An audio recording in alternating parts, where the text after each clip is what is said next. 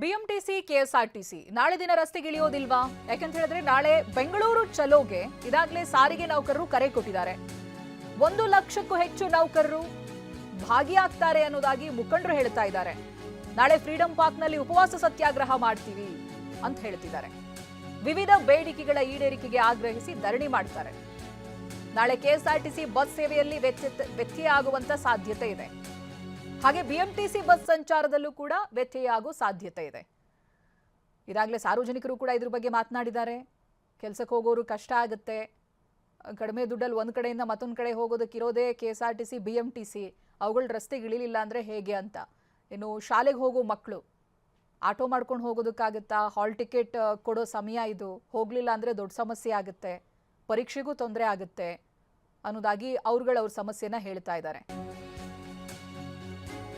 ಸಾರಿಗೆ ನೌಕರರ ಮುಷ್ಕರಕ್ಕೆ ವಿದ್ಯಾರ್ಥಿಗಳು ಕೂಡ ಬೇಸರ ಹೊರ ಹಾಕಿದ್ದಾರೆ. ಪರೀಕ್ಷೆ ಆರಂಭ ಆಗ್ತಾ ಇದೆ, ಹಾಲ್ ಟಿಕೆಟ್ ಕೊಡ್ತಾ ಇದ್ದಾರೆ, ನಾವು ನಿತ್ಯ ಬಸ್ನಲ್ಲೇ ಕಾಲೇಜಿಗೆ ಬರೋದು ಅಂತ ತಮ್ಗೇನ್ ತೊಂದರೆ ಆಗುತ್ತೆ ಅದನ್ನ ಹೇಳ್ತಾ ಇದ್ದಾರೆ. ನಮ್ಮ ಪ್ರತಿನಿಧಿ ಕಿರಣ್ ಸೂರ್ಯ ವಿದ್ಯಾರ್ಥಿಗಳನ್ನ ಮಾತನಾಡಿಸಿದ್ದಾರೆ, ಬನ್ನಿ ನೋಡೋಣ. ನಾಳೆಯಿಂದ ಸಾರಿಗೆ ನೌಕರರು ಬೆಂಗಳೂರು ಚಲೋಗೆ ಕರೆ ಕೊಟ್ಟಿರುವಂಥದ್ದು. ಈ ನಿಟ್ಟಿನಲ್ಲಿ ನನ್ನ ಜೊತೆ ಮಾತಾಡಲಿಕ್ಕೆ ಸಾಕಷ್ಟು ವಿದ್ಯಾರ್ಥಿಗಳು ಕೂಡ ಇದ್ದಾರೆ. ನಾನು ಅವ್ರನ್ನೇ ಮಾತಾಡಿಸ್ತಾ ಹೋಗ್ತೀನಿ. ಶುಕ್ರವಾರ ಬೆಳಗ್ಗೆಯಿಂದ ಬಸ್ಗಳು ಇರೋದಿಲ್ಲ ಅನ್ನೋಂಥ ಮಾತುಗಳನ್ನು ಹೇಳ್ತಿದ್ದಾರೆ ಕಂಡಕ್ಟರ್ ಡ್ರೈವರ್ಗಳು. ತಾವು ಸಾಧ್ಯನಾ ಅಂತ? ಅದೇ ಈಗ ಎಕ್ಸಾಮ್ಸು ನಡೀತಿದೆ. ಈಗ ಆ ಥರ ಬಸ್ ಇಲ್ಲ ಅಂದರೆ ಎಕ್ಸಾಮ್ಗೆ ಹೋಗೋದು ಕಷ್ಟ ಆಗುತ್ತೆ. ಲೈಕ್ ಬೇರೆ ಯಾವುದು ಮೆಟ್ರೋ ಕಮ್ಯೂಟಿಂಗು ಎಲ್ಲದು ಕಾಲೇಜ್ ಹತ್ರಕ್ಕೆಲ್ಲ ಇರೋದಿಲ್ಲ. ಇವರು ನೋಡ್ಬೇಕು ಏನು ಮಾಡ್ತಾರೆ. ಮೇಡಮ್, ತಾವು ಎಲ್ಲಿಂದ ಎಲ್ಲಿಗೆ ಓಡಾಡ್ತೀರಾ? ಯಾವ ಕಾಲೇಜು? ನಾನು ವಿಜಯ ಕಾಂಪೋಸಿಟ್ PU ಕಾಲೇಜಿಂದ ಬಂದಿರೋದು.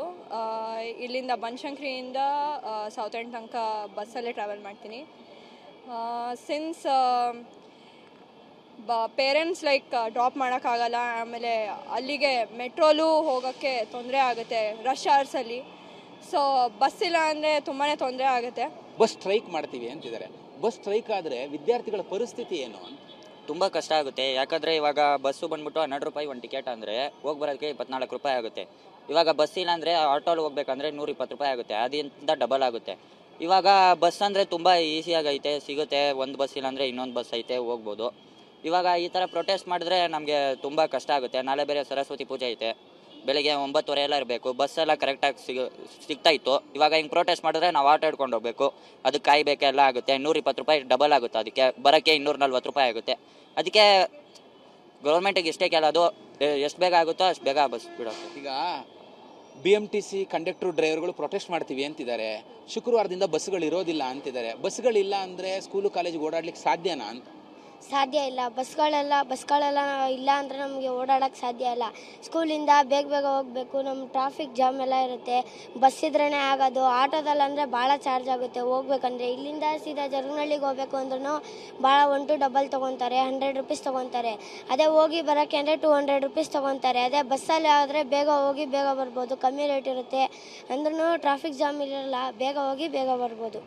ಅಂದ್ರೆ ಇವಿಷ್ಟು ಕೂಡ ಸ್ಕೂಲು ಕಾಲೇಜು ವಿದ್ಯಾರ್ಥಿಗಳು ಹೇಳ್ತಿರುವಂತ ಮಾತಂದ್ರೆ ಬಸ್ ಇಲ್ಲ. ನಮಗೂ ಎಕ್ಸಾಮ್ ಸ್ಟಾರ್ಟ್ ಆಗ್ತಿದೆ, ಸೆಕೆಂಡ್ PCದು. ನಮಗೆ ನಾಳೆ ಹಾಲ್ ಟಿಕೆಟ್ ಕೊಡ್ತೀನಿ ಅಂತ ಅಂದವ್ರೆ. ನಮಗೂ ಕಾಲೇಜ್ಗೆ ಹೋಗಿ ಬಸ್ಸಲ್ಲಿ ಹೋಗ್ಬೇಕಾಗುತ್ತೆ, ಕಷ್ಟ ಆಗುತ್ತೆ ನಮಗೂ. ನಾವು ಬಸ್ಸಲ್ಲಿ ಓಡಾಡ್ತಾ ಇದೀವಿ ಡೈಲಿ. ನಾವು HSR ಲೇಔಟಿಂದ ಬನಶಂಕರಿಗೆ ಬರ್ತೀವಿ. ಡೈಲಿ ಓಡಾಡೋದ್ರಿಂದ ನಮಗೂ ಕಷ್ಟ ಆಗುತ್ತೆ. ಕಾಲೇಜು ಎಜುಕೇಷನು ನಮಗೂ ತುಂಬ ಕಷ್ಟ ಆಗುತ್ತೆ. ಈಗ ಕಾಲೇಜ್ಗೆ ಹೋಗಲಿಲ್ಲ ಅಂದರೆ ಎಕ್ಸಾಮ್ ಹೆಂಗೆ ಮಾಡೋದು, ಹಂಗೆ ತುಂಬ ಕಷ್ಟ ಆಗುತ್ತೆ. ರಾಜ್ಯ ಸರ್ಕಾರ ದಿವಾಳಿಯಾಗಿದೆ ಅನ್ನೋದು ಸ್ಪಷ್ಟ. ಸಾರಿಗೆ ನಿಗಮಗಳು ನಾಳೆ ಮುಷ್ಕರ ಮಾಡ್ತಾ ಇದ್ದಾವೆ, ಬಾಕಿ ಉಳಿಸ್ಕೊಂಡಿದ್ದಾರೆ. ಆ ಕಾರಣಕ್ಕೆ ಹೋರಾಟಕ್ಕಿಳಿತಾ ಇದ್ದಾರೆ. ರಾಜ್ಯ ಸರ್ಕಾರದ ವಿರುದ್ಧ ಆರ್ ಅಶೋಕ್ ವಾಗ್ದಾಳಿ ನಡೆಸಿದ್ದಾರೆ. ನಾಳೆ ಮೋಸ್ಟ್ಲಿ KSRTC ಸಾರಿಗೆ ನಿಗಮಗಳು ಸ್ಟ್ರೈಕ್ ಮಾಡ್ತಾ ಇದ್ದಾರೆ. ನಾಳೆ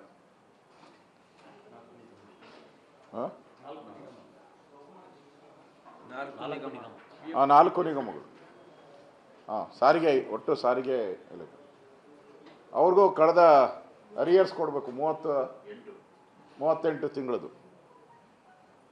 38 ತಿಂಗಳದ ಅರಿಯರ್ಸ್ ಕೊಡಬೇಕು, ಕೊಟ್ಟಿಲ್ಲ. ಅದಕ್ಕೆ ಅವರು ನಾಳೆ ಹೋರಾಟ ಮಾಡ್ತಾ ಇದ್ದಾರೆ. ಮತ್ತು ಬಂದು ಸಾರಿಗೆ ವ್ಯವಸ್ಥೆಯನ್ನು ಬಂದ್ ಮಾಡುವಂಥದ್ದಕ್ಕೂ ಕೂಡ ಕರೆ ಕೊಡ್ತಾ ಇದ್ದಾರೆ. ಅಂದರೆ ರಾಜ್ಯ ಸರ್ಕಾರ ದಿವಾಳಿಯಾಗಿದೆ ಅನ್ನೋದಕ್ಕೆ ಇನ್ನೊಂದು ಉದಾಹರಣೆ ಇದೆ.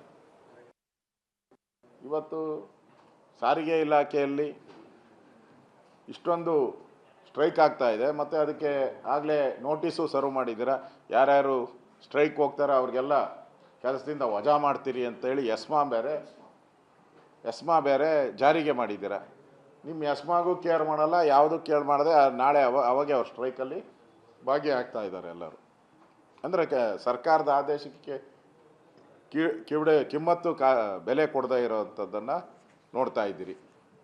ಹಣ ಇಲ್ಲ ಅಂತಂದರೆ ಒಂದು ಶ್ವೇತಪತ್ರ, ನಾವು ಪಾಪರ್ ಅಂತ, ಸಿದ್ದರಾಮಯ್ಯ ಪಾಪರ್ ಮುಖ್ಯಮಂತ್ರಿ ಅಂತ, ಹಣ ಓಡಿಸ್ಬಿಡಿ ಪಾಪರ್ ಮುಖ್ಯಮಂತ್ರಿ ನಾನು 17 ಬಡ್ಜೆಟ್ ಮಂಡನೆ ಮಾಡಿದ್ದೀನಿ, ನಾನು ಪಾಪರ್ ಆಗಿದ್ದೀನಿ ಅಂತ ಡಿಕ್ಲೇರನ್ನ ಮಾಡಿ.